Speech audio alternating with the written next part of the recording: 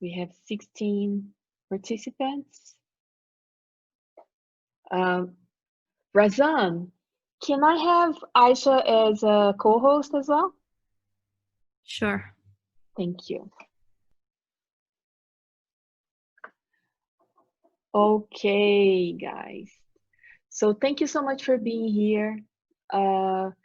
Today we're going to be discussing how the DIDI as an institution has responded to the COVID-19 challenge by creating an initiative that was student-led called Agile Factory, in which our students came together to come up with new ways to respond to this big challenge that we are all facing right now.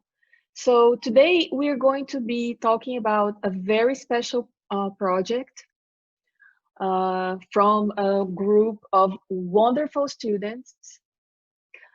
And this project is about creating a virtual online memorial to honor the COVID victims, all the fatalities that we have had and the losses that we are all facing.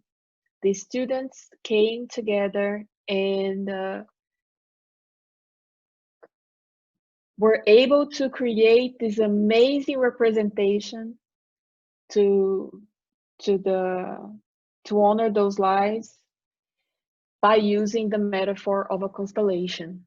So today, this is what we are going to be doing here.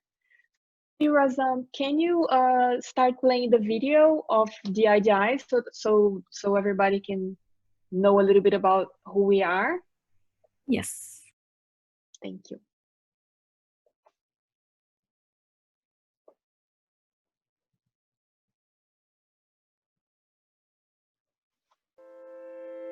No great thing, no beautiful invention happened just like that.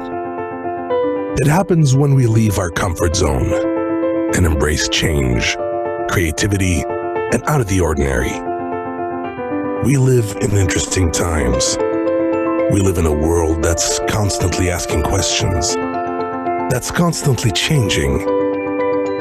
In a world where blockchain and robots will be the norm, where 85% of tomorrow's jobs don't exist yet, where being multi-skilled is not just celebrated, but essential. At Dubai Institute of Design and Innovation, we believe that we need to prepare you for the future, to teach you skills that will power your tomorrow. Today, design matters more than ever. But how can design help, you may ask? We combine disciplines so you become well-rounded. From product design, multimedia design, fashion design, strategic design management, it's where you will learn how to merge different design disciplines. Presenting a 4-year Bachelor of Design degree in collaboration with MIT and Parsons' new School of Design. DIDI, not just another design university.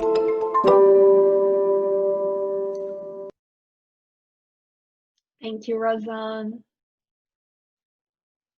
Okay, so this is the DIDI, and the Agile Factory is, like I said, an initiative that came from the heart of our students who came together to just put their talents and skills to the table and try to come up with a way to contribute to this very hard challenge that you're all facing. So before we introduce the students and the project, I would like to do a little bit of an icebreaker, so I could hear from everyone that is here, and maybe we can all have the chance to speak, right?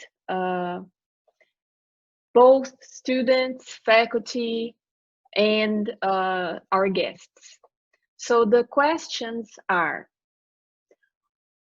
if you go back to the time before the lockdown, let's try to make that little exercise of imagining that moment when there's no problem, there's no corona. When you do that, what is the first thing that comes to your mind? Can anyone tell me? How do you see yourself? For example, me, the first thing that comes to my mind is me in a class teaching my students. How about for, can anyone share with me what is the first thing that you remember before the lockdown?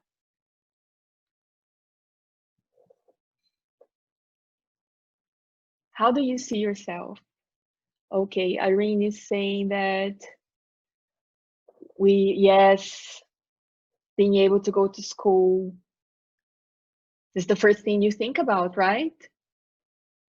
Usually are the things that we miss, are the things that we lost.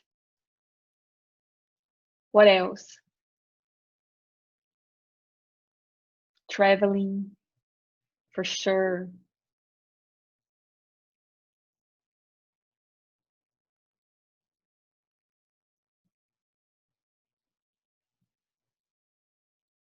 It's important for me to hear from you. Family gatherings, that's for sure.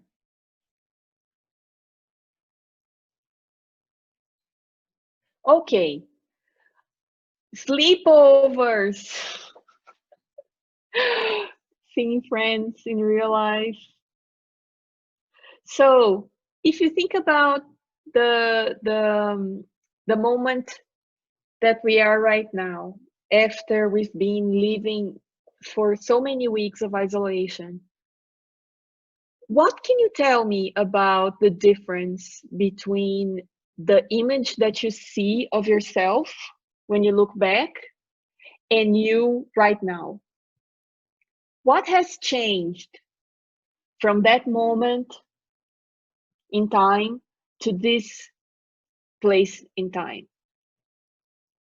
When you think of yourself now in lockdown, what comes to your mind?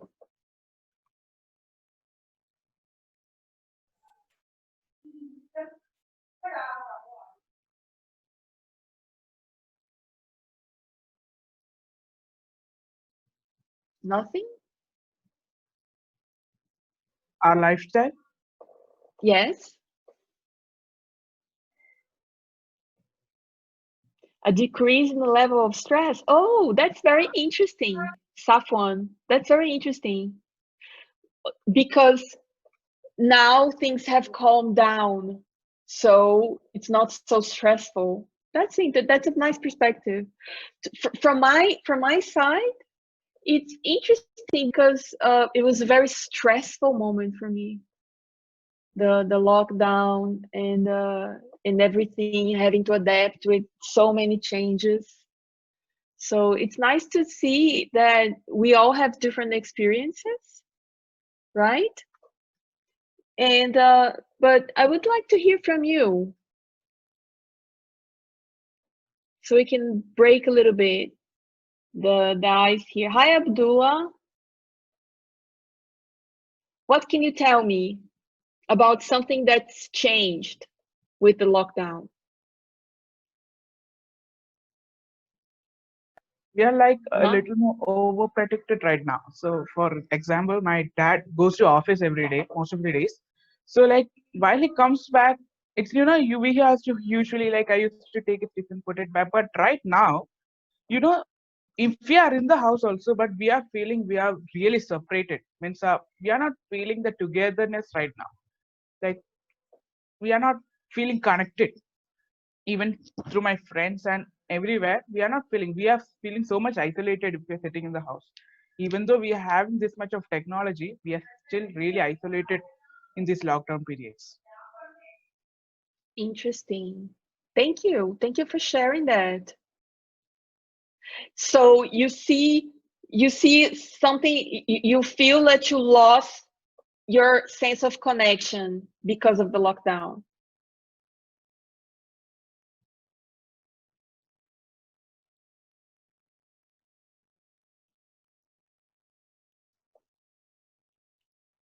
Okay.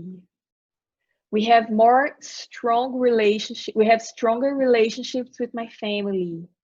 Yes, that seems to be the case as well for me. I think that it's interesting to see how we have different experiences, right? Of the same situation. Many of us are having varied experiences. Let me ask my students. How about we ask my students from DIDI, and maybe they can introduce themselves to you, and you can hear a little bit more about them and get to know them. Okay? So let me start with Aisha. Hi, Aisha. Hi. Can you tell us a little bit about your experience? My experience in DIDI or in this project?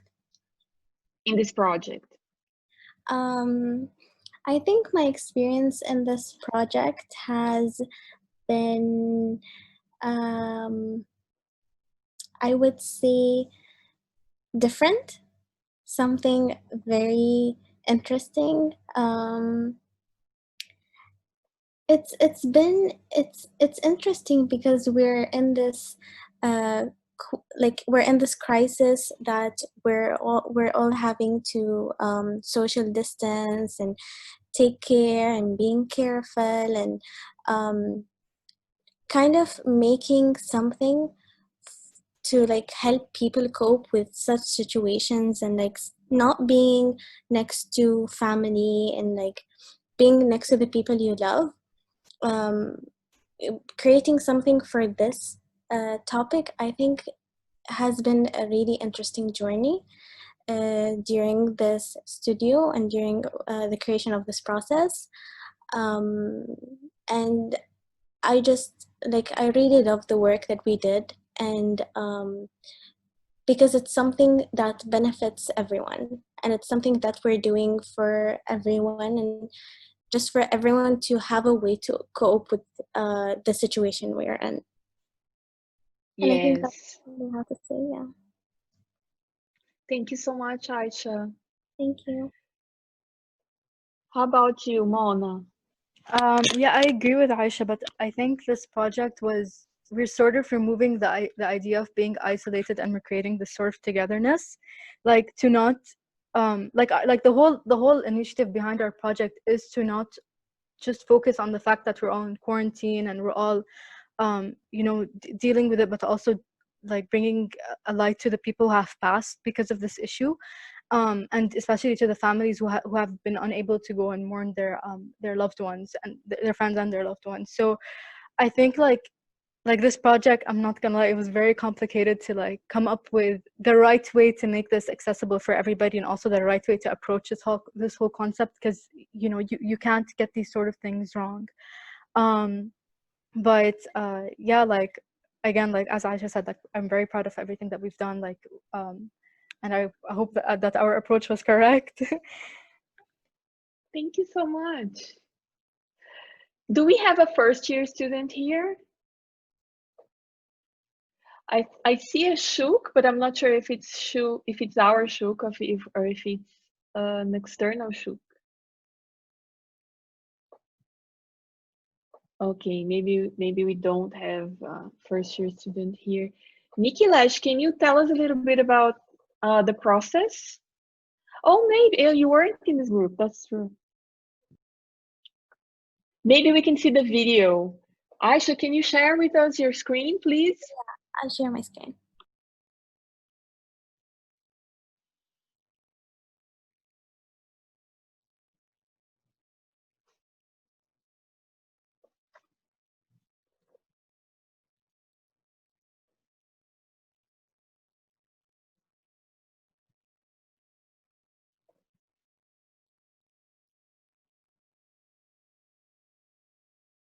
I can't listen to the sound.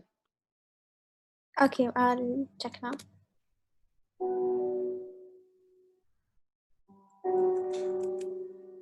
$171,000 and counting. It is easy to forget the meaning behind this statistic. The 171,000 people, the 171,000 lost lives, and the 171,000 grieving families with limited ability to say a proper goodbye in our current state. The significance of memorializing our lost ones is something of universal importance. Though our ways of doing so may differ, these goodbyes are of fundamental value, no matter our race, religion, or cultural differences. Every nation has lost lives due to the virus, and we are all brought together in this grief. Being able to honor and commemorate those lost in this crisis is something we feel to be extremely important in this time. They deserve to be remembered, and their loved ones deserve a chance to say goodbye. We hope to generate an online memorial platform in which people can grieve the loss of loved ones collectively, regardless of the distance created by the pandemic. Making this a space to raise awareness of the ongoing issue by creating a data visualization highlighting the human behind the lost lives.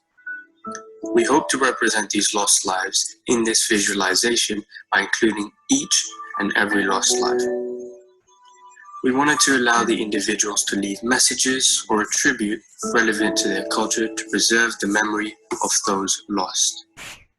Such a solution will never replace the significance found in traditional memorial services. By creating an online space, we are doing our part to give people the chance to practice the innate human quality to mourn.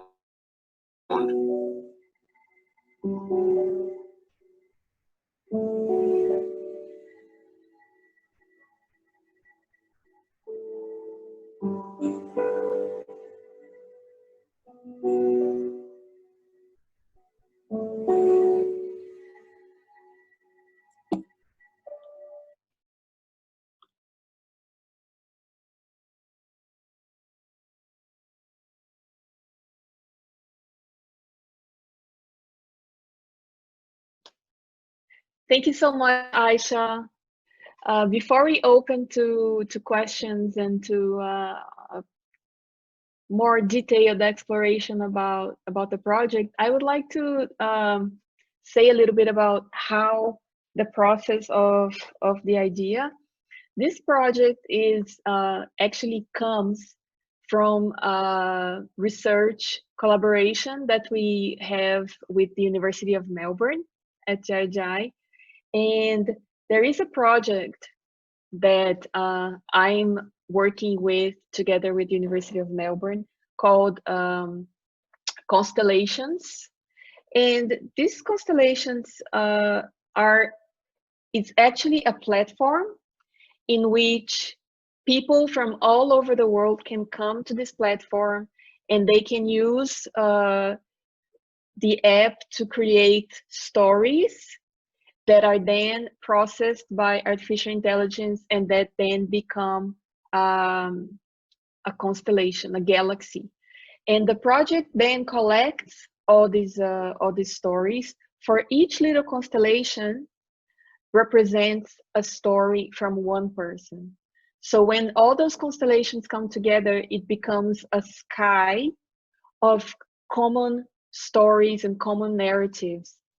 And this project is very important in Australia because of the traditional Aboriginal culture represents everything as stars. They understand that the language of life, you can see it in the stars. That's also part of Aboriginal culture. And this project is very, very interesting because it represents in many ways how people can express their emotions, how people can express their culture using not just words, but also using patterns and connecting elements that we find in, right? And what could be a more beautiful element to work with than the stars, right? And this is very interesting because this is a part of our course, data aesthetics. And this is also connected to the way that we understand data here in Dubai. So one of my first lessons in that course was about how do you understand data, right? It's very common when you think about multimedia, you think about data, you say, oh, I need a data point. What is a data point? It's not something that's just digital, and it's not something that's just related to computers. Anything that can be used to represent something that has meaning and represent something that is informative can be a data point. So for example, when the Bedouins were trying to find their way across the desert, they were looking to the sky and they were seeing the stars and they were trying to make meaning based on what they were seeing in the stars. So each star is a data point as well. So you can also look at the sky and you can find a whole navigation system, right? That you can use to develop your maps, develop your path throughout the desert. So the Bedouins also use stars as a tool, right? As data points. And so from that experience translating into the present where we live in this digital space, we can still use the metaphor of constellations. We can go back to that metaphor to represent our stories, to represent our cultures. So my students from this class, when they were faced with this challenge of how can we use data to help people in a situation like COVID, they had this idea, right?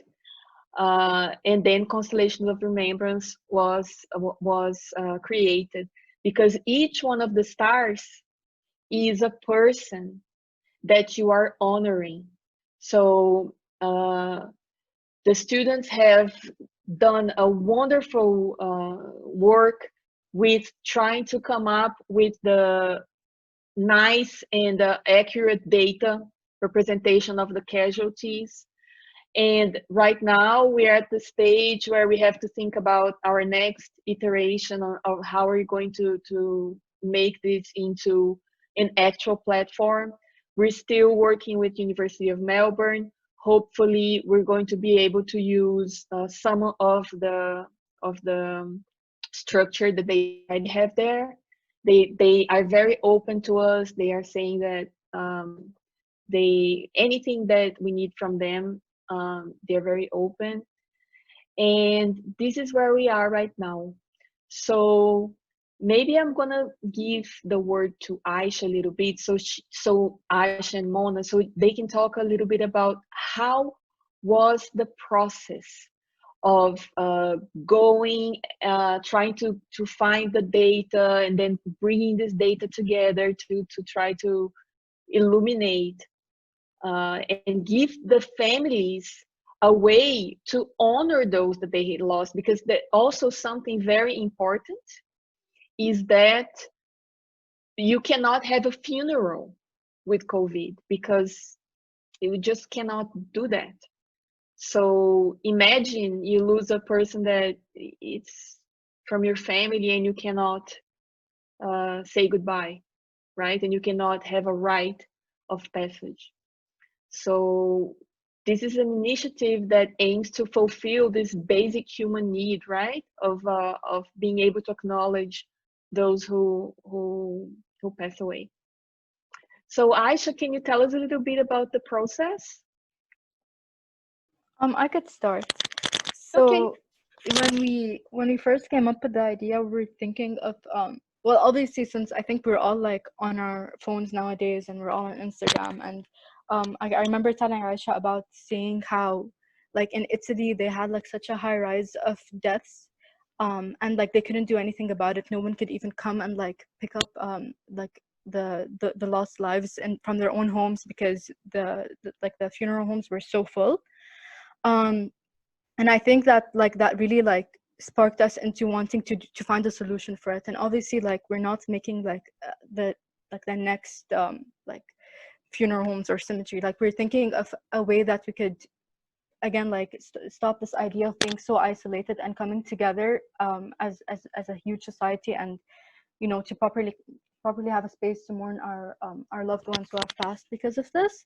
So like we started off by obviously looking at each country in the GCC and in the Middle East, and seeing how many lives have lost. And we tried looking at data such as the date of death of each person that have passed. But unfortunately, some countries can't even keep up with that anymore. Like they don't put out that information anymore for us. So we had to decrease the information and just look at the amount of deaths that each country had as a collective, and then make a visualization for that. And from then we made a huge website that has the visualization of each country and each death that it has, as well as like a little tab for each country to press on, and they could, like, each individual from each country that has lost someone or just wants to talk about someone they know that they've lost, they could send a prayer, they could write a message about their story together, like whatever brings them peace, they could just like share it on that website. Aisha, if you want to add anything as well. Yeah. So I think like it was a really long process of how we had this idea of how we wanted to create this online memorial, and then to what we have now. And I think that's a really interesting path that we took.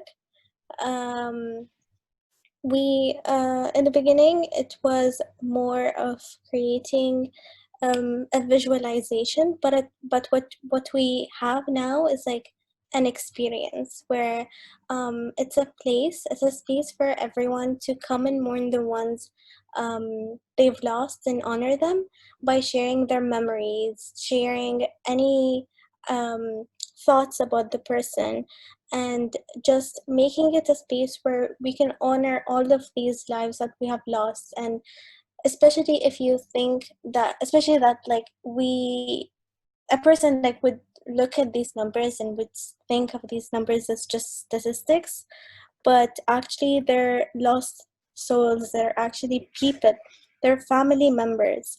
And I think that was a great motivation for us to actually go ahead and make this project work, and try our best to like make this experience as valuable to us, to anyone else, I mean.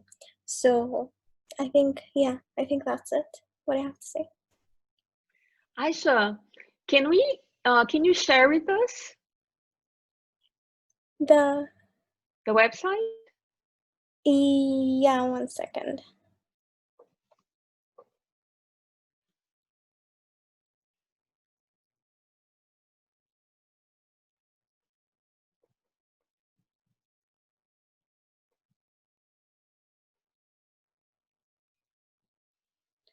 Can Mona share the website because she has it with her?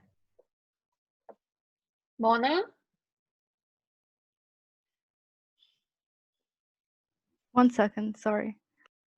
I think, okay.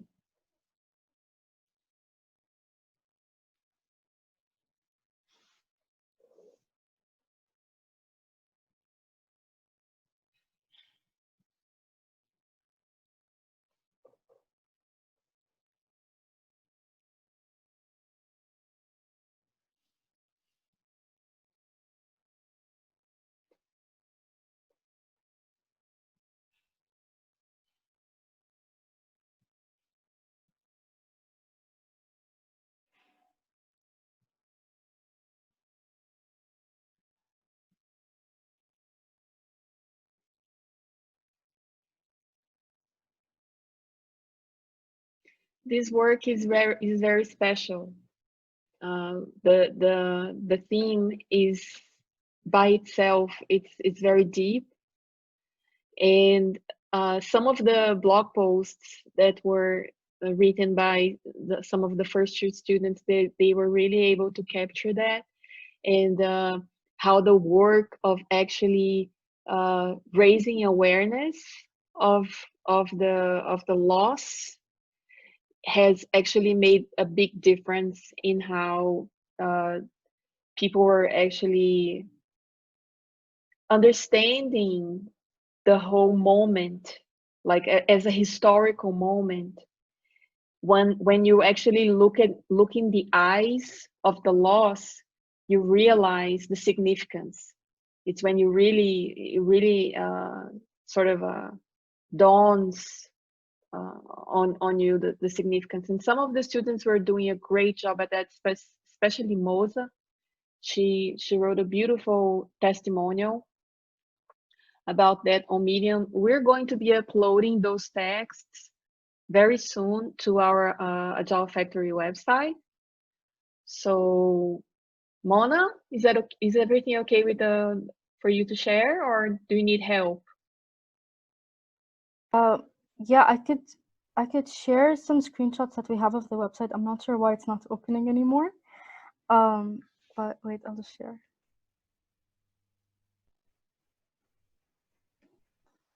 Okay. So, one sec. Oh. So this is the how the website is gonna look like. So we've already coded it, but I'm not sure why it's not opening anymore right now. So we have a small description of what the website is about, and what we aim to do. And then we have also, sorry, this is a code. We also created, I'm not sure why it's not showing right now. Okay, so in this area, we have all of the countries. This is just the, some countries outside of the GCC, but the majority are GCC and the Middle East. So what we plan to do is once you press on the code for the country, then you'll get basically a huge page that has a platform for people to either write stories of about their loved ones, or just to send a prayer, light a candle, whatever they want to do. And for the visualization, I'm just trying to make it work. I'm sorry, but I don't know what's going on.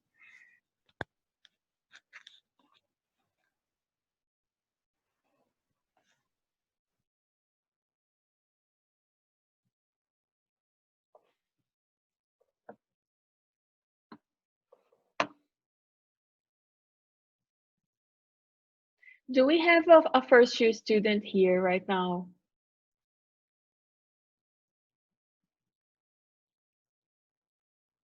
Because it would be really nice to hear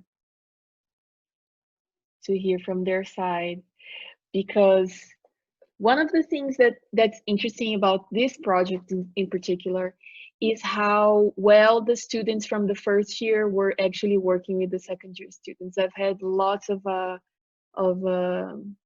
people coming from me and saying how amazing it was to be able to collaborate so closely with the seniors. So that would be a really nice thing, but I don't think we have anyone here today. I opened the website, if I can share it. Okay. Here.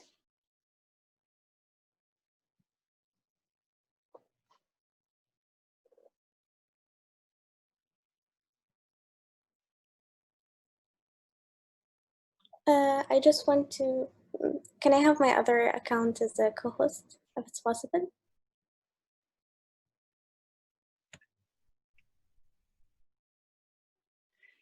Razan? Which account, Aisha? Aisha Suedi. There's a second one. No, that's the first one. It's already co-host. Oh, with an I. Aisha with an I.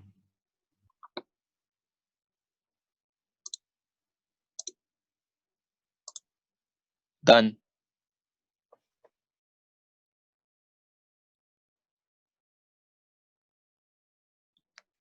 So this is the website we have so far.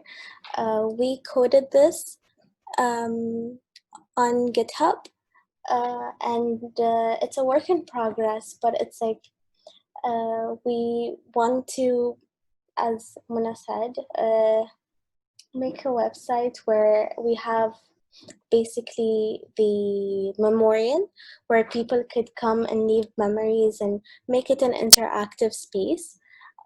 So this is what we have so far, where basically you have all of these countries and you would click on the one that you'd want, and then you would leave a memory or just even a tribute to the person you've lost and just honor them. So then people could also read about their stories, honor them, and see what everyone's going through.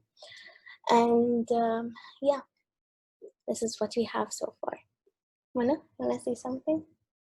Do you have the data visualizations that you Yeah, I created? managed to open it. I managed to open it. You did? Yeah, one sec. I'm just gonna share my screen. Actually, it stopped. Okay. Okay, so basically we made the data visualization on Google Experiments. We found that it was a great way to to basically visualize the data that we found, especially since basically what they've done is they created this AI that would divide up to the data into like two. So what we found was our data was divided into countries that have, okay, so this is not supposed to be how it is, but it divided the data into countries that have the most deaths and the least deaths. And there's this thing called TSNI, which oh my god, wait, sorry.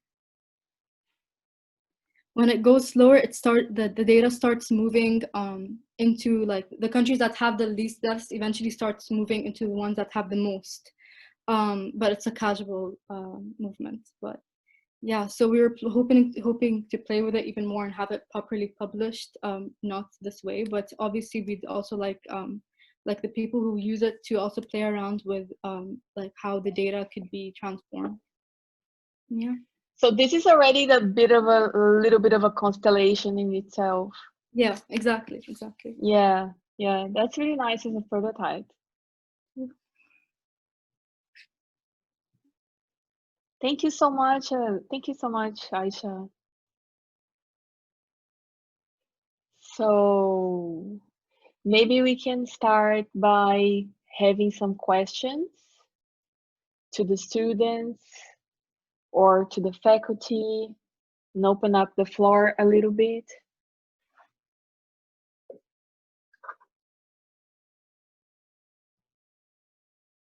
This project is very, very special, especially because it's something that we're still in the middle of the pandemic. So it's a project that it literally right now we don't see the end to it, right? So we have this almost like a duty, a sense of duty to make this a reality so that people can use it, so that this is not lost completely. The moment is not lost. And I think that for me to see my students so dedicated to this and really giving the most of themselves, and I'm not sure why we don't have first year students here because they did such an amazing work for this project. And maybe you can share with us a little bit on how you work with the first year students, Aisha, because in your group, for me, it was really like an example, of a successful collaboration between you guys in the first years. Thank you. I think the experience was quite casual. We tried to keep everything like we made it like a friendly space where everyone can come and speak about what they want and their opinion and voice it. And I try along with the mentors to like make their opinions into something we can incorporate into the project. And we made it like a space where we would learn stuff from the first year and we would teach them what we've learned so far. So they would sometimes we'd give them stuff to do, and they would do it, and we'd give them feedback, and we'll also share what we have to make it easy on all of us. And to me, I think working with the first years was a really new experience, and was quite fun to know that it kind of broke the ice between the first years and the second years. So that was really fun. I enjoyed working with them. Yeah, I mean, Thank so you. did I. So did I. Like my group, I had Moza, Hala, Shog, and Noura. They were amazing. I mean, they kept giving me ideas of like we were, as a collective, we were all giving each other ideas, but especially them with the data. Like I had some trouble like figuring out a way that we could include every person that half passed, and like they were trying to be realistic, like how could we do that, and they kept incorporating ideas, which was like it was very very it was such a nice icebreaker, honestly, especially to get to know them and see their level. And yeah, they got to see what it is to work with second year students, and so did we, so that was amazing. Thank you so much. Thank you so much.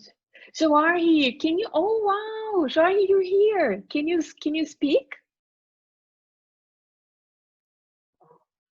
I think Jawahir was a bit skeptical to speak, and that's fine. But she actually wrote a message in the Zoom chat, which I would like to read, if that's okay. I want to say I really did have a nice experience working with the second years, and I feel like I was able to learn a lot with this project. I think it was easy to communicate with the second years and such, and I really enjoyed working with them. And thank you, Jawahir, for sharing these ideas. I know that it's not easy for everybody sometimes to share these ideas in public, but much appreciated. And being a part of the project and having read more than 18 reflections from the first year students, I have to say that specifically the group that participated in this project was a group that worked really, really well in terms of interaction of the first years and the second years. And in many of the reflections from the first years, one of the constant topics that was discussed was how much the second years learned from the first years and the quality of the feedback during the project. So for example, in some of the texts that we will also make available once we talk to the authors and get their authorization. In some of the texts written by the first year students, it was very, very nice to see that the group actually worked very well without us. So us as professors, we were more like spectators on the side, and all the work and all the learning was being done among the first and second years. So for me, that was a great outcome of this project, and especially this group that worked really, really well in the interaction among the first years and the second years. Oh, that is so nice, Carlos.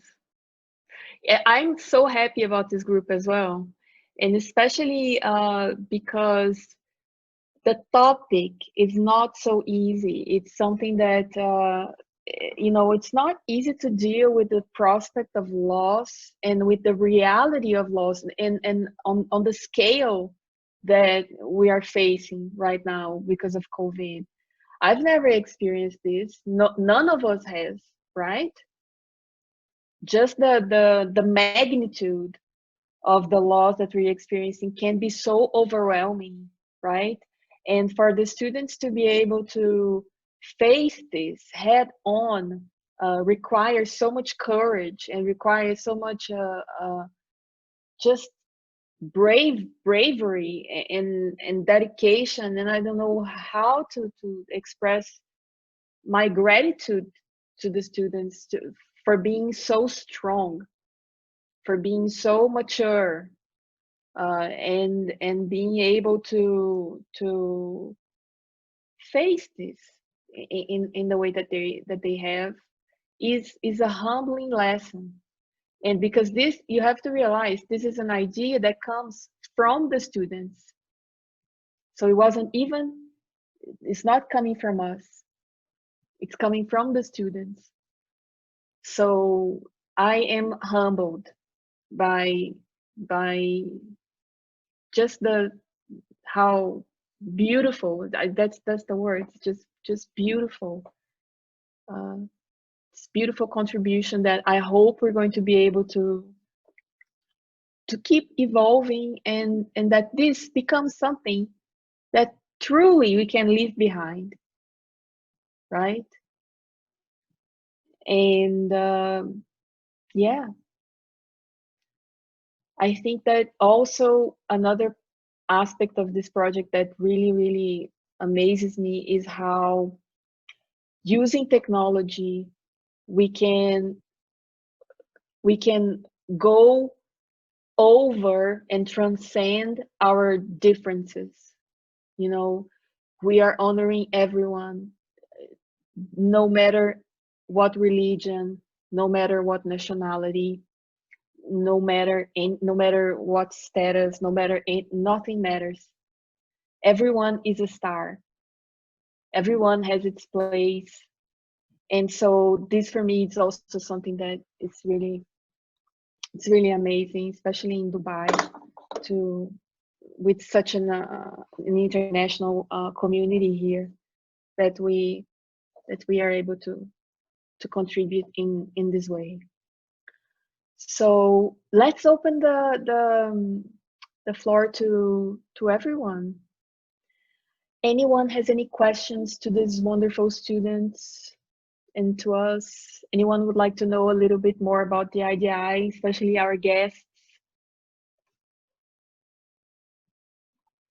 Renata, just a quick suggestion. Actually, Sejal, who is again with us here, was behind the scenes working very hard to update our website, and it's already updated. So I wonder if you could share the website and talk a bit about the overall Agile Factory project, and is that okay with you? Sure. Yes. Just one second. And I'll share my screen. Just one second.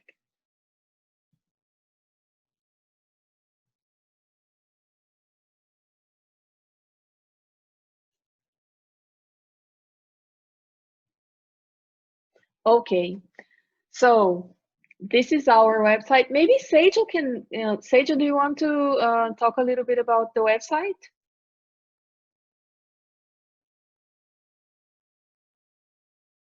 Okay. So as you can see, we are the DIDI's response to the pandemic, and we have three main projects. One is the one that we are presenting today, which is the open data interfaces.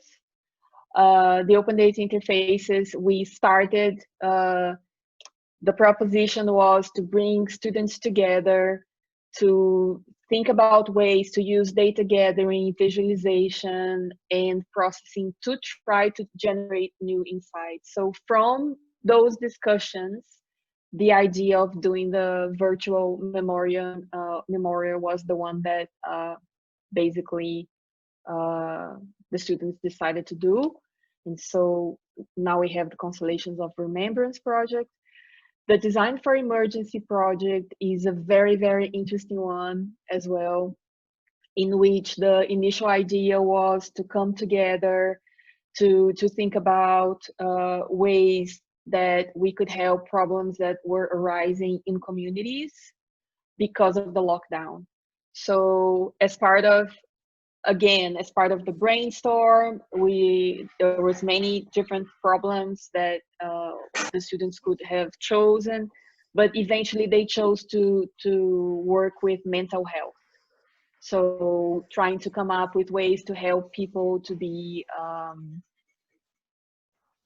fighting against depression, but also to raise connection and build new kinds of communities. So the students have created a virtual platform called Co-Live 20, which is very interesting project as well. The whole focus is on building conversations and human bonds. Very nice project. And the other one is the hacking manufacture one. Maybe Carlos, you can talk about. Sure. Thank you very much. So as the title says, it was basically about hacking manufacture. It was basically about developing very quick solutions, in some cases open source solutions, modifying them, hacking them, and really trying to be very agile in terms of producing something that could be used in these times. So one of the main drivers of the overall project, again, was the whole idea of the students to do something around COVID. Many students were raising the point to our dean and to the faculty that we were living very difficult times and that we weren't doing anything. And some of the students, either because they have family or friends that are medical practitioners, or in some cases because they were medical practitioners at some point, they started to develop much of the protective gear, the PPE, personal protective equipment. So it started basically with the face shields. So in that sense, we basically, well, the students developed a series of tests. They did a series of tests and evaluated different prototypes, talked to many healthcare workers around the world. And from that, we collectively as a team developed the face shields that we're going to donate to some hospitals in Dubai. And this is a beautiful story that I would like to highlight because it's a project where absolutely everyone from the DIDI participated. So in the last weeks, many of our administrative people and also many, well, even our guard, our security guard, have been helping to assemble the face shields. We also had the people from the fabrication lab working during Eid to actually laser cut the face shields, and we even have our families helping us and supporting to this. Our dean also designed and helped design the brochure and instruction booklet, and of course we always had the big support from all the IDI. So it's been a wonderful project. Sometimes difficult because of course we have had many challenges on the way. Overall, the Agile Factory, we're operating a new factory, a new entrepreneurship endeavor under this situation of lockdown and of difficult communications in the virtual world and so on. Has not necessarily been easy. It has been quite challenging. But now that we have the opportunity to look back at the whole project and all the projects, it's very satisfying to all of us. And I think that's it from my side. Thank you, Renata. Maybe we can go back to the open data project. Yes. Maybe we can start by opening the floor for questions. Anything else anyone would like to know about the project or about the IDI?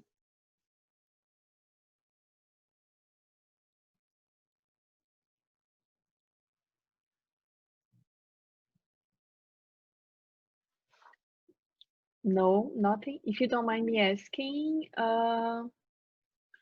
may I know the source from which the group collected data? Can you answer that, Aisha and Mona? Yeah, so we looked at obviously Worldometers as well as government websites. So like countries like Italy already had like a whole GitHub ready with like from which province the majority of people were dying, and also for like I think Spain were updating it on Twitter, so we looked at those. Thank you, Mona. Anyone would like to know anything else or share something?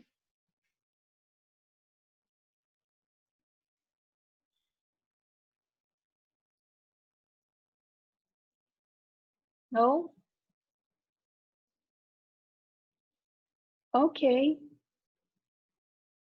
Well, I guess when is it going to be published? Ah, that's a very good question. Okay. Well, right now we are in the midst of a transition in which we have to change the infrastructure of the project and maybe change our focus from like just a geographical location and maybe have it more open. But since it's something that's in constant evolution, we are going to have to wait and see. Right now we're taking a little break because the students just put a lot of effort into this and they worked very, very, very hard. And so everybody deserves a little break now.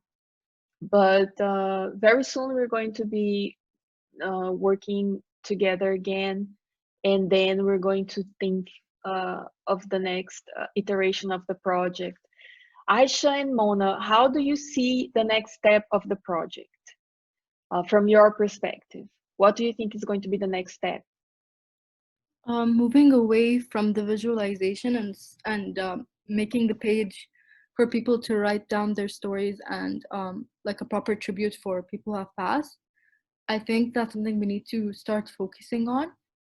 Since like in the beginning of the project, like obviously this was divided into layers. So the first one was the data visualization, and since now we like know how to retrieve the data and how to like properly visualize it, we need to start working on how to memorialize the ones who have lost, who have died. So yeah, I think that's, for me, in my opinion, that's the next plan. Yeah, Excellent. I definitely agree with the same topic.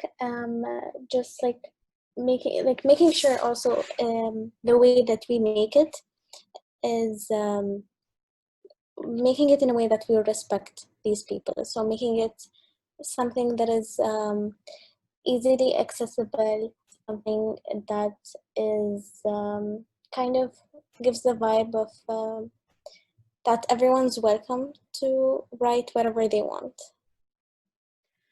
And I think that this is when our collaboration with University of Melbourne comes into play, because grief is something that there's ways to be able to help people that are going through processes of grief, and those kinds of guidelines can help us with the design. So that's part of our research as well. So we're moving into a moment of the project where it becomes a little less quantitative and more qualitative. And the kinds of choices that we're going to have to make from now on, it's more based on user interface design, user experience design, and less data visualization and more user interface design based on the psychology of grief. Also, there's also research about the intercultural ways to honor, right? So because we cannot be just one culture, we have to be open to all kinds of cultures. So this is something that's going to be interesting as well to study, to see how we can come up with symbols, icons, and the environment that we create online that is able to represent this kind of interculturality. And I'm very much looking forward to it. I think there's so much opportunity for us to learn so much. from this. And I thank you everyone that came today and listened to the stories, and please keep connected to us, to our website. You're definitely going to know about any of further iterations of the project are going to be posted in the Agile Factory website. So if no one has any further questions, I think we can wrap this up. Is anybody want to say one final thing? Or any final question?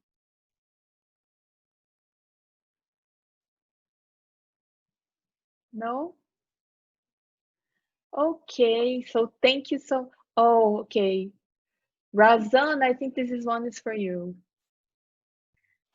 So we are recognized by the UAE Ministry of Education, which gives us recognition around the world. So if you, when you graduate from DIDI, your degree is valid worldwide.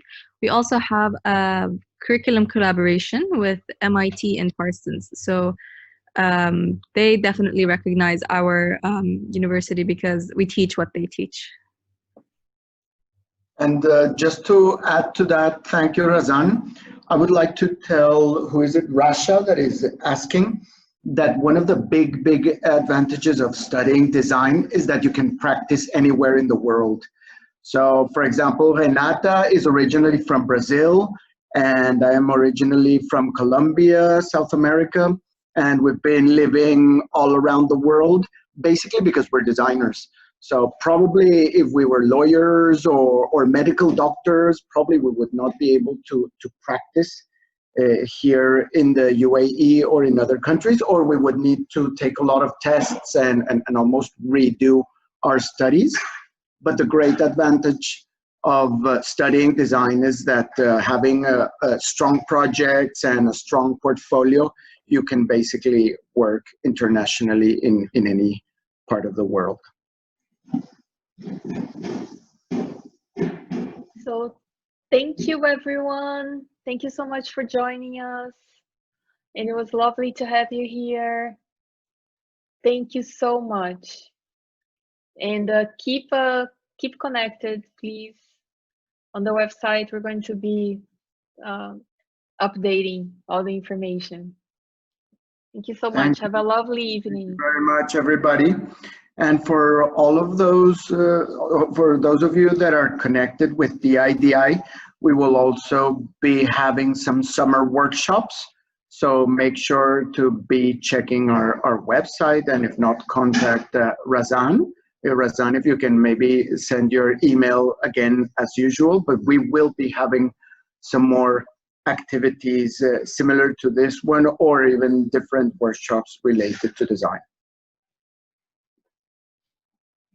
And as usual, well, Renata, a big thank you to you for conducting and basically planning these sessions, and also a big thank you to Razan, Almond, and Aisha, who helped us organize this, and to the IDI, who supports us in these projects. Thank you so much, everyone. Thank you very much.